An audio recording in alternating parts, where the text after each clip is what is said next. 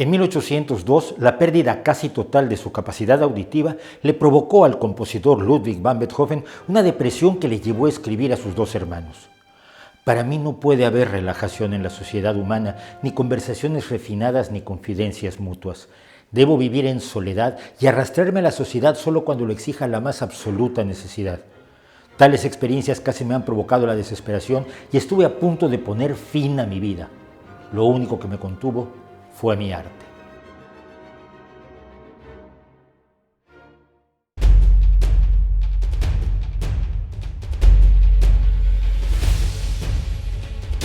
Como narran los historiadores de los implantes cocleares Blake S. Wilson y Michael F. Dorman, incluso Helen Keller, la escritora ciega y sorda, consideraba que carecer de oído era incluso peor que la ceguera al significar la pérdida del estímulo más vital, la voz que representa la compañía intelectual de otros seres humanos.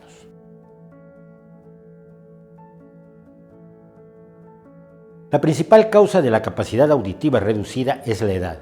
La mayoría de las personas empiezan a perder audición desde los 30 o 40 años de edad y para los 80 casi todos experimentan una reducción notable en el oído. Esto se debe a que las células ciliadas de la cóclea, el tubo espiral del oído interno, sufren daños o mueren al paso del tiempo. Como estas células son las responsables de convertir el movimiento mecánico del sonido en impulsos nerviosos, las señales que llegan a la corteza auditiva del encéfalo y a las diversas zonas que procesan, interpretan e integran las señales nerviosas procedentes del oído son menos claras, menos intensas. Pero hay otras muchas posibles causas. En cuanto a la mecánica de nuestros oídos, las infecciones del oído externo o medio pueden causar la acumulación de líquidos que obstruyan la transmisión correcta de las vibraciones del sonido, como lo pueden hacer las perforaciones y cicatrices del tímpano, las dislocaciones de los huesos del oído medio, martillo, yunque y estribo, la acumulación de cerumen y los crecimientos óseos o tumores. En cuanto a la llamada pérdida del oído sensorio-neurológica, además de la edad pueden influir en ella diversas lesiones, la exposición prolongada a ruidos intensos como sufren quienes trabajan en fábricas o los músicos de rock, infecciones diversas, algunos medicamentos, la diabetes, el ictus, sufrir fiebre elevada e incluso la obesidad, el tabaquismo o la hipertensión, sin contar con predisposiciones genéticas varias. Ya en el siglo XIII tenemos los primeros informes del uso de cuernos de animales como recolectores de sonido para ayudar a quienes tenían problemas de audición. Estos objetos, como las trompetas desarrolladas a partir del siglo XVIII, no tenían capacidad de amplificar el sonido, pero recogían más de él y lo llevaban al oído como un embudo, una forma más intensa de lo que se consigue al ponerse la mano haciendo un hueco detrás de la oreja. Algunas trompetas eran tremendamente grandes y estorbosas y el alivio que representaban no era, por desgracia para los pacientes, proporcional a su tamaño. Al aparecer el teléfono, inventado por el educador de sordos Alexander Graham Bell, se vio que a quienes tenían problemas de audición les resultaba más fácil entender las conversaciones usando el novedoso aparato.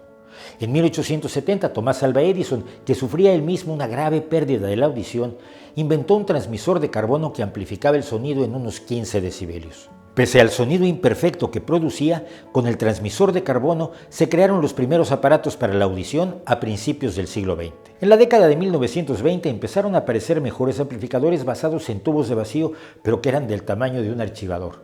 Los avances tecnológicos redujeron los aparatos para la audición al tamaño de una caja de puros para fines de esa década. El primer aparato realmente portátil, que se llevaba al cinto con una batería atada a una pierna, se creó en 1938. Después de la Segunda Guerra Mundial, la miniaturización de circuitos y baterías continuó reduciendo el aparato que se conectaba al auricular. En 1952, el desarrollo de los transistores permitió al fin crear un aparato menos visible que podía llevarse detrás de la oreja o dentro del oído medio. El siguiente paso era, por supuesto, la digitalización del sistema de amplificación que permitía que el usuario seleccionara los sonidos que deseaba escuchar y filtrara el ruido. Hoy estos aparatos pueden controlarse desde el ordenador o el teléfono móvil para máxima comodidad del usuario. Pero estos aparatos son finalmente amplificadores de sonido. Si la causa de la imposibilidad de oír es un defecto en el oído medio, ninguna amplificación servirá. Para que alguien con este tipo de pérdida auditiva pueda recuperar este sentido, es necesario estimular directamente el nervio auditivo en el oído interno o incluso en el tallo cerebral. Este desafío fue asumido por primera vez por André Giorno y Charles Series en París en 1957, que emplearon una bobina de inducción con un extremo en el nervio auditivo y el otro en el músculo temporal. El paciente era capaz de detectar sonidos, pero no entender el habla ni discriminar entre diversos sonidos, salvo que sus frecuencias fueran muy distintas. Este trabajo fue rescatado por el Dr. William F. House para crear en 1961 sus propios implantes cocleares con los mismos problemas. En los 20 años siguientes se fueron desarrollando los métodos, tanto quirúrgicos como de diseño y filtrado, que permiten obtener el implante coclear actual. Solemos identificar los implantes cocleares por sus elementos externos, el micrófono, el procesador y el transmisor, que suelen situarse arriba y detrás de la oreja del paciente. El transmisor envía las señales auditivas ya procesadas y seleccionadas a un receptor que envía señales eléctricas a los electrodos que habitualmente se introducen en la espiral de la cóclea para estimular las células nerviosas que aún sean funcionales, imitando así la audición natural. Las frecuencias más altas se registran al principio de la cóclea y conforme se avanza en ellas se van registrando las más graves. Este estímulo es interpretado como sonido a su vez por el cerebro con un éxito cada vez mayor, aunque aún quede camino por andar para sustituir al 100% el sentido del oído.